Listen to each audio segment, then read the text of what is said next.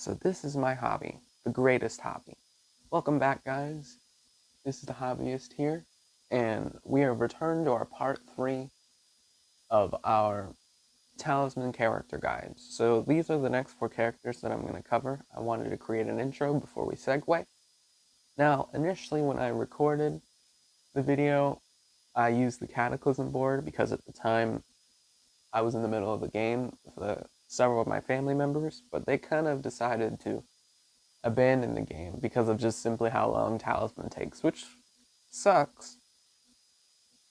But more over to the point, I wanted to let you guys know that towards the latter half of the video, I'm going to be switching over to the regular board, and didn't want you to be surprised at what the sudden change was that had occurred.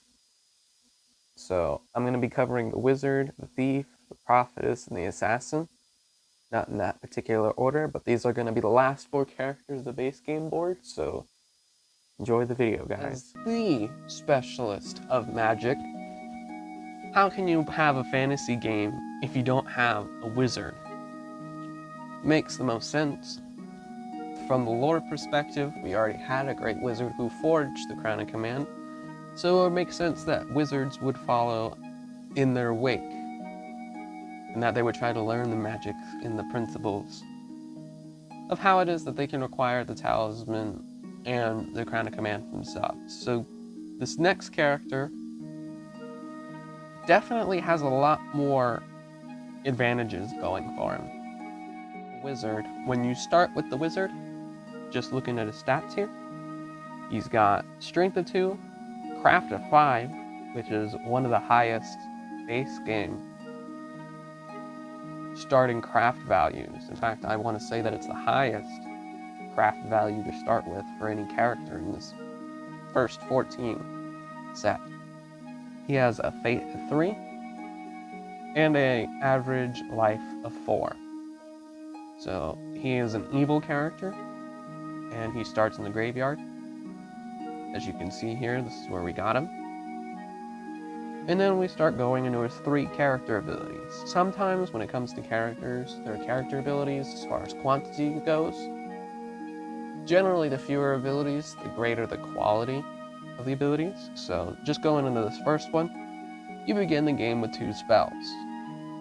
And it makes the most sense. If you remember from our spell talk, that 5 craft already in of itself grants you 2 spells. So he has a carrying capacity of 2 spells, which is why it makes sense that he has 2 spells to begin the game with. So, as you can already see, we've got the Wizard, Sorceress, the Druid, the Priest, are just some of the characters who already out of the gate have spells.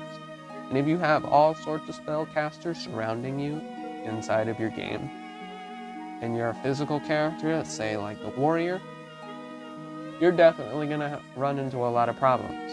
Especially, even as the troll, you're going to run into a lot of problems, even with the second ability. During the game, you always have at least 1 spell, so gain a spell each time you cast your last spell. So in essence, if you get 2 really bad spells, you can simply just cast them and really start cycling. I'd say that the wizard, if we're talking about a timeline as far as characters who cycle spells, the wizard, as you can see, is the first character that we're covering that has the ability to cycle spells. Essentially meaning with those 2 spells, as you're depleting them, you're using them up, finding different combinations, and you're drawing new spells to use again and again and again and again and again, you really start to gain an advantage, because there are spells that will protect you, spells that aid you in battles or might boost your craft, spells that can sabotage other players. The wizard's full arsenal of magic really starts to shine inside of the base game, and is easily maybe the 4th spot that kind of shares, maybe slightly teeters above the druid, because of this 3rd character ability. Whenever you attack another character, you may choose to make the attack psychic combat. You may not do this when you are attacked by another character. So as you can very clearly tell, the sorceress, the ghoul, and the wizard, all three characters can attack you with psychic combat. This clearly indicates that playing a bit more aggressive with the wizard and characters who initiate psychic combat is good, especially against characters like the troll who stand no chance in psychic combat. I'm telling you, the wizard is probably one of the best base game characters. In fact, with more expansions, I say that the variety in which his magic can excel just flourishes at the same time. If you've got the city expansion, whoo! You can get a huge amount of items from the Magic Emporium that you can find that essentially might increase your spell count, increase your ability in psychic combat, protect you. You open the gates to a huge variety of magical objects. And every expansion that we've covered in Talisman has its own set of spells that are themed towards the specific expansion. And then you will find that certain spell combinations might be more fruitful for you or might be more deadly for other players at the same time. So the wizard is definitely a character that if he turns up in character selection or if he's one you respond with, you have a pretty solid chance in being able to make it, as long as you can read your spell cards and pay attention to the details. So that way you can set up in your mind when you're going to cast the spells, when you're going to either sell spells that are not useful to you and take a chance in finding a spell that will work for you, and all that sort of thing. So yeah, I think that the wizard is definitely one of the best characters in Talisman base game and is definitely up there, at least on a small plateau with the other expansion characters, because a lot of the other expansion characters are going to be a lot more complicated and a lot more pieces that involve them. So even though that was going to be the case, the wizard still stands pretty highly, if you ask me. If I were to give to you in one word who the best character in base game Talisman is, easily, without a doubt, the Prophetess, because, well, she simply just has so much versatility to her, and her character ability especially makes her a force to be reckoned with. So, what exactly does the Prophetess entail? So, just looking at her stat sheet, she's got a strength of 2, craft of 4. Again, a bit more on the basic side and more shows off towards craft. She has a fate of 2 and a basic life of 4. She's also a good character and starts the chapel, which is why she is where she is now. And then let's just take a look at these 4 character abilities. First, you begin the game with a spell.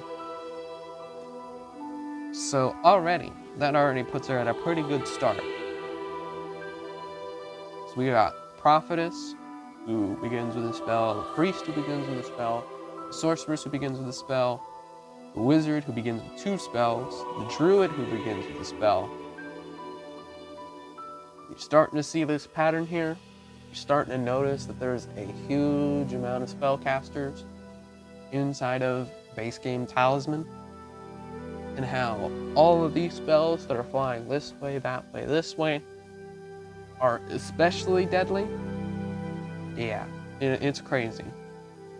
Especially the fact that the second ability, during the game you always have at least 1 spell, is exactly the same as the wizard from before. So the Prophetess is also cycling spells. The wizard is also cycling through spells. So as they start finding the right spell combinations, or laying them down, or using it against themselves or other players, or to influence the board, this magic can clear a huge amount of obstructions that might be getting in your way. So, out of all the base game characters, I highly encourage, if you are able to, because let's face it, this game is mostly random.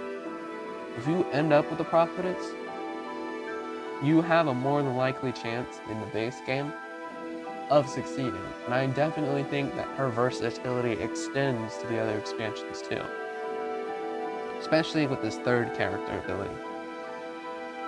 Whenever you have to draw adventure cards, you may discard one card of your choice that you do not wish to encounter and draw one more card to replace it, which you must encounter. Now remember, I've explained this in my Harbinger video and in my Dragon video. This does not work on the Draconic Lord decks or the Harbinger card decks. Those are not considered adventure cards. The Woodland cards, the City cards, the Highland cards, and the Dungeon cards are all considered adventure cards for their respective regions. So if the Prophetess is in any of those areas, and you start exchanging things, you can avoid about 90% of the danger that's inside of Talisman and start to rack up objects without really having to earn anything. But at the same time, you also want to consider that you're not trophying up as high as other characters who can battle or use psychic combat in that sort of way. But it is definitely an ability that can be combined with the Orb of Knowledge, which does the same thing, that it gets rid of an adventure card for you to find an adventure card. So in total, you could do this with the Prophetess and the Orb of Knowledge, do 2 cards instead of 1, finding that sort of combination. As far as strategy goes, pretty much the Prophetess's ability is very versatile, except, again, with the Harbinger expansion and with the Dragon expansion. But other than that, she practically covers everything else. And then with this last character ability, at any time during the game, you may look at spell cards held by other characters. Being able to know what other spell carriers carry, excuse me, seeing as we've already introduced 5 of them inside of the base game alone, knowing what spells they have and giving yourself the idea of when they're going to cast the spells, which combinations they're going to use, and that sort of thing, giving you that heads-up look is definitely advantageous because it can help you with strategizing which spells you might need in order to counter them, whether it be specifically a counter spell, or it might be a nullify, which gets rid of spells. I know I'm going in a lot more detail on very specific cards. I've been trying to refrain from trying to give too much away from Talisman. But I definitely want to give you guys a bit more of a concrete idea of just exactly how useful those last 2 abilities of the Prophetess are. Being able to avoid 90% of the danger that happens within this game, and being able to essentially recon what spells everybody else has, and being able to kind of deuce and figure out in your own mind, well, should I sell this spell and take the chance that I could get a nullify or a counter spell to save myself? Or will they save that card for themselves if it's like a healing spell or something like that? Being able to kind of give yourself an idea of all the various bits of information is definitely on the higher end when it comes to playing with the Prophetess. But overall, if we're including all 14 base game characters, I easily think that the Prophetess is number 1. As the area of ultimate opportunity, as I'll eventually read an audio file eventually for you guys describing the lore of the city, we have 2 characters, not from the expansion itself, who are, I would think, are representing the respective guilds inside of the city expansion, who easily take the number 2 and the number 3 spot, but are also interchangeable in regards to their abilities. And that would be the Thief and the Assassin. So the Thief, obviously, is a neutral character And it makes sense. He's a thief. He's more in it for himself, basically to steal stuff, and whatever's shiny and catches his eye, it's all for himself. So, the thief has a strength of 3 and craft of 3. He's a very balanced character in comparison to leaning specifically towards strength or leaning towards craft. He has a fate value of 2 and a basic life counter of 4. He's also neutral, and then again, starts inside the city space. Again, like I was mentioning when it comes to quantity of character abilities, generally the fewer character abilities they have, the better the actual abilities they are. So the first ability, you may take 1 gold or object of your choice from a character that you land on, essentially pickpocketing them like a thief. And let me tell you, whenever I use the thief, when I'm playing with friends or other family members, they don't like me when I pick the thief. They hate the fact that I can basically take advantage of their hard work. I kind of just piggyback off of them to get ahead. And with more expansions, you can essentially do this to any character. If you've made it all the way to the Lord of Darkness and you got one of the fabled 10 treasures, I, as the thief, can simply say, well, thank you for doing all this hard work, for all the lives you almost lost, but I will gladly be taking this Orb of Prophecy or Totem Staff off of your hands, because they're all objects. You can just take them right off them and walk away. And then being able to pickpocket gold, too, is something that's really nice. Be able to find ways that you can eventually use that said money to help boost yourself up.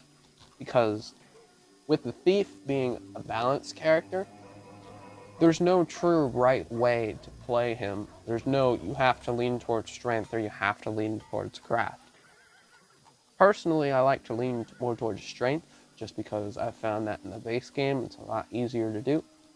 But when you start introducing alternate endings is where your strategy is going to shift on what you're going to focus on, and that sort of thing. So with his last character ability, it says, whenever you visit the market day, or village, you may take 1 card of your choice from the purchase deck for free. Essentially, you're just shoplifting. So,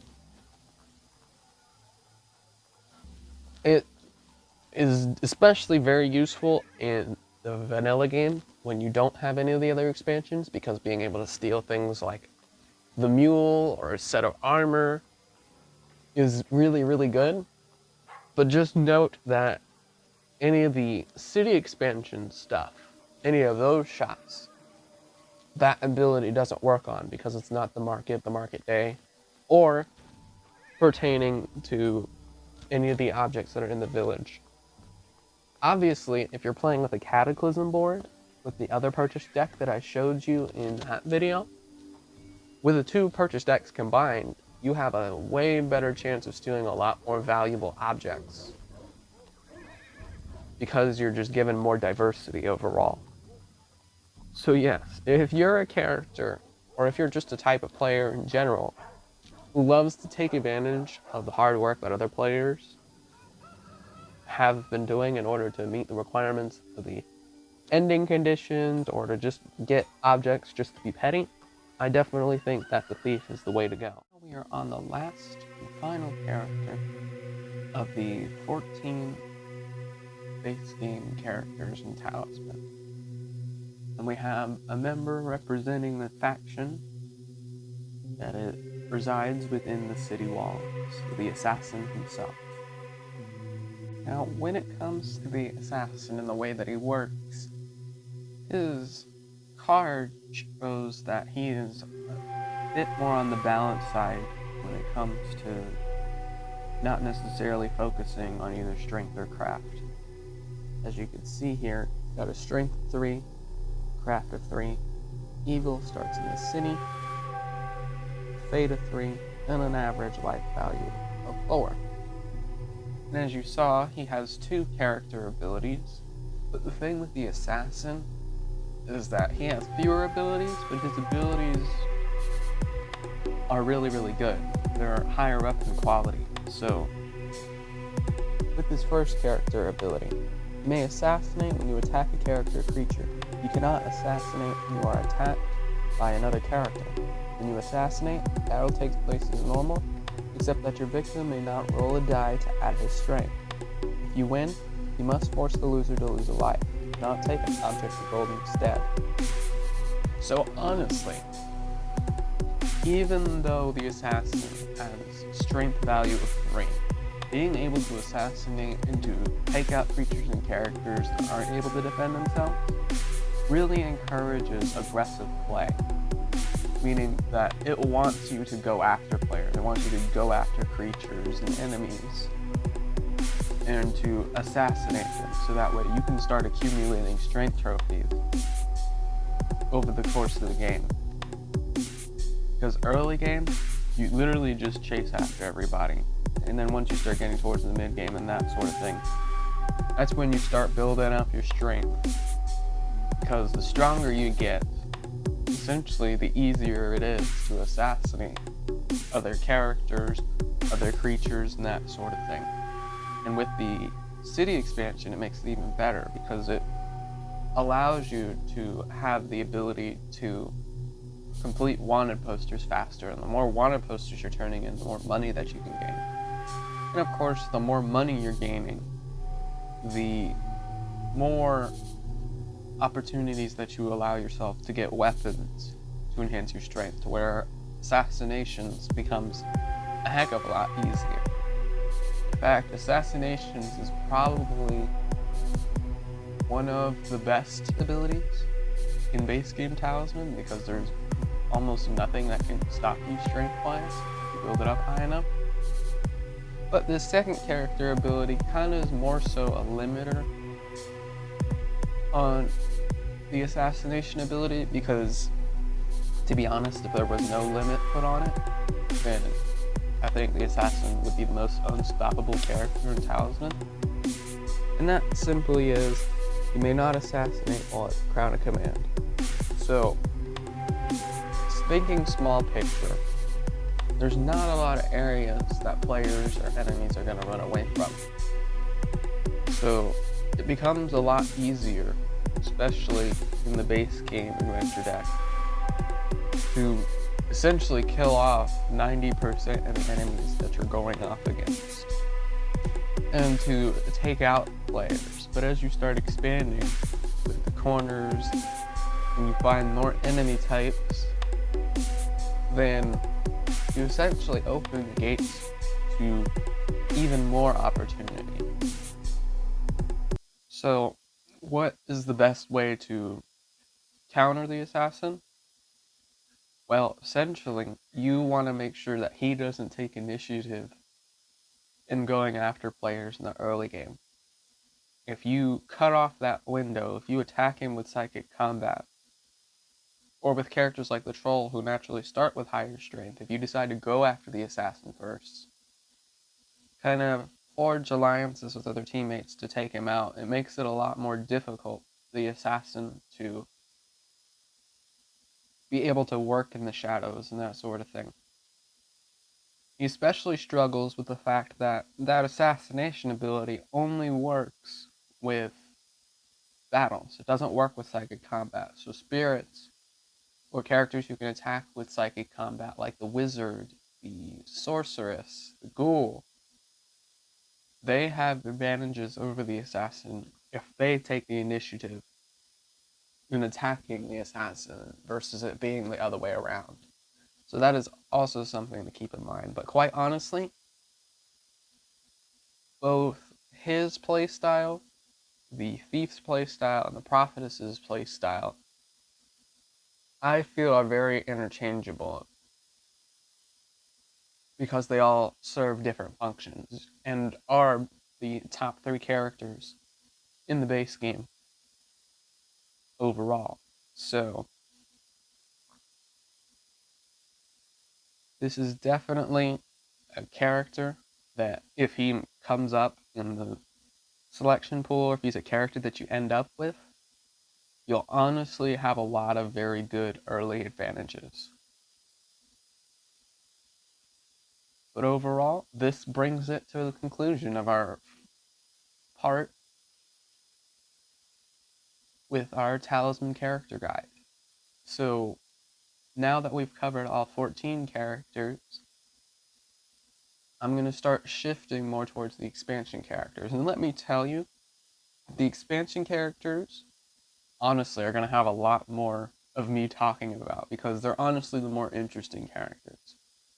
Because they do so much for their own individual expansions and their big picture expansions, like everything else that encompasses the rest of the expansions of Talisman. There's going to be mix and match and crossovers, and you're going to find characters with abilities that are unprecedented. So definitely be on the lookout for those as I start to cover those in the foreseeable future. But overall, with these base game characters, hopefully if you're just playing vanilla Talisman, this can kind of give you an idea as to which characters you want to start off with, which character abilities you want to familiarize yourself with. Because from this point onward, I'm going to take it step by step into the more and more complex characters. Especially when we get to the Woodlands or the Harbinger characters who have abilities that are very, very situational or are very in depth in detail and are open to interpretation and sometimes more difficult. But overall, thank you guys so much for watching, and I'll see you guys in the next one.